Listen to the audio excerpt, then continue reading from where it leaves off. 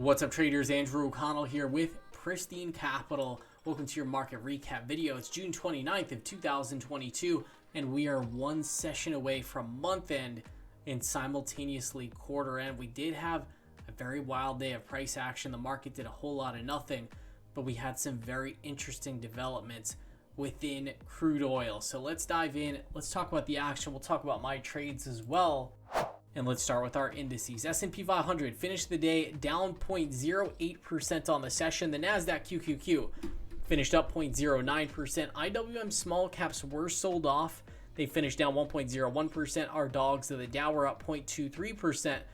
And our ARK Innovation ETF was down 1.57%. We actually did have a volatility contraction, and everything aside from the Russell 2000, breadth was negative across the board. We had 23.9% up volume. So overall, most issues were sold today, and my trend model remains at a -1. Let's take a look at our crude oil month-to-date performance. Now, we've been tracking this like hawks all month, and we spoke in our video yesterday about the fact that, man, crude oil, it's rallying and there's really nothing we can do about it. Sooner or later, if we continue on this pace, crude oil is going to finish out the month of June in positive territory. But we actually did get some strong price action in crude in the morning, followed by a sell-off in the afternoon as a result of this headline right here. It says U.S. crude production rose to 12.1 million barrels per day in the latest week, the highest since April 2020. So that is a good sign that more U.S. crude production is coming online, and that could potentially be a sign of good things to come in the future.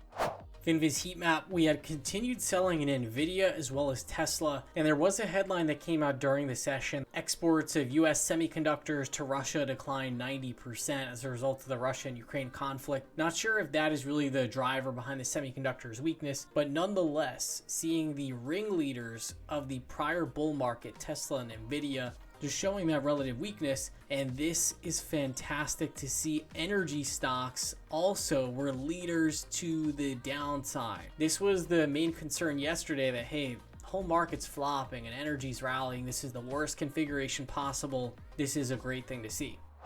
KWEB is still in our top momentum slot. The monthly performance is still fantastic, up 21.55%, but we did slide for today's session, down 1.08%.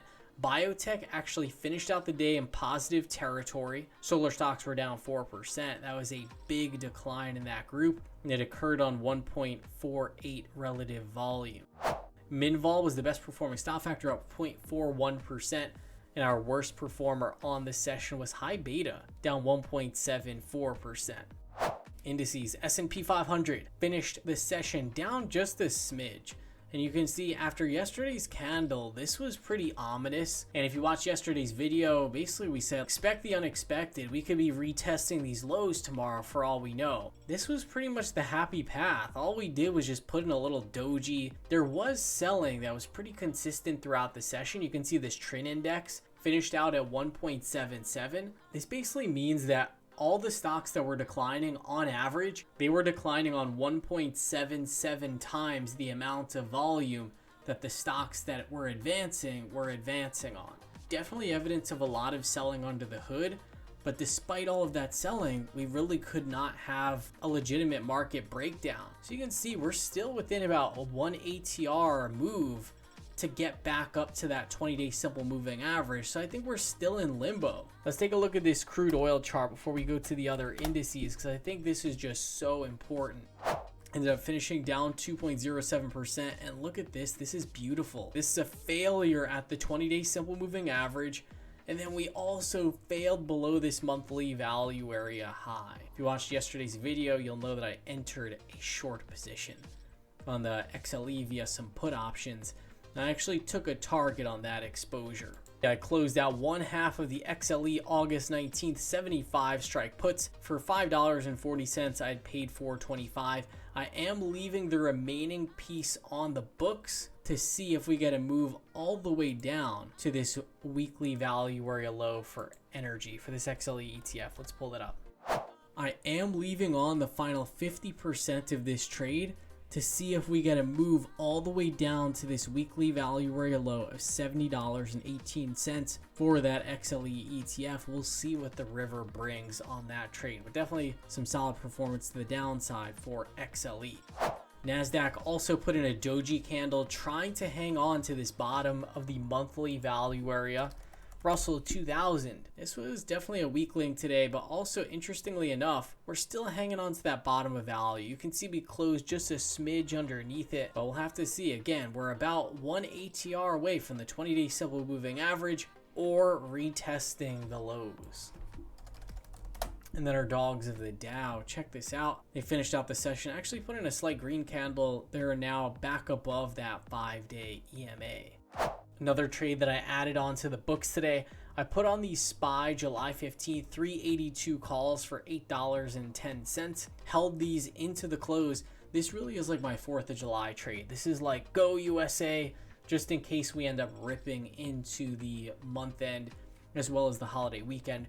Pretty much on most of these institutional trading desks, a lot of the portfolio managers, they're out of the office. A lot of the senior traders, it's mostly juniors that are hanging around in the office during this week.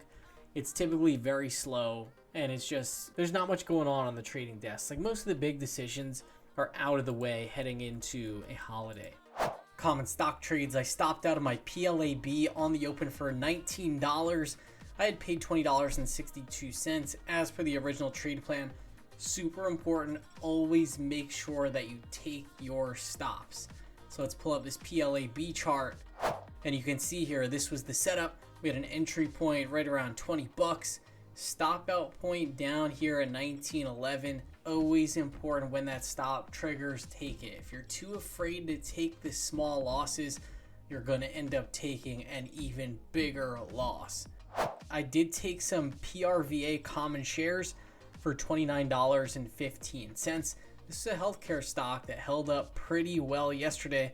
I also took some DQ common shares for $67.33. We'll start off with PRVA. This stock has advanced from the May lows and really has not looked back at all. And now you can see after putting in another leg higher, we're getting a very nice tight consolidation. This stock closed towards the highs, which I like, and I've been wanting to get some exposure within that healthcare and biotech space.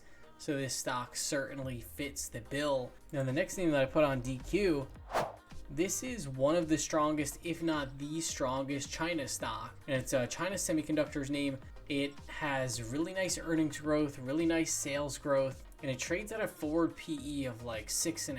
So this thing also on a valuation basis, pretty reasonable. And the technicals just look fantastic. This one pulled back and undercut the 10-day EMA, so I added some exposure here as well. Heading into month end and heading into this 4th of July weekend, my bias is leaning more towards the upside. Given that we got this hotter than expected inflation data that came out this morning and the market did not sell off, that to me is an indication, and that's kind of telling me, hey, my bias into the end of the week is leaning up. As always, we're going to have to see what happens into month end. There's so many rebalancing flows into quarter end as well. So it is going to be tough to divine some crazy meaning from tomorrow's price action. But as always, hope you all have an awesome trading session tomorrow. Hope you all enjoyed your session today and enjoy the rest of your evening. As always, if you enjoyed the video, click the like button, subscribe to the channel.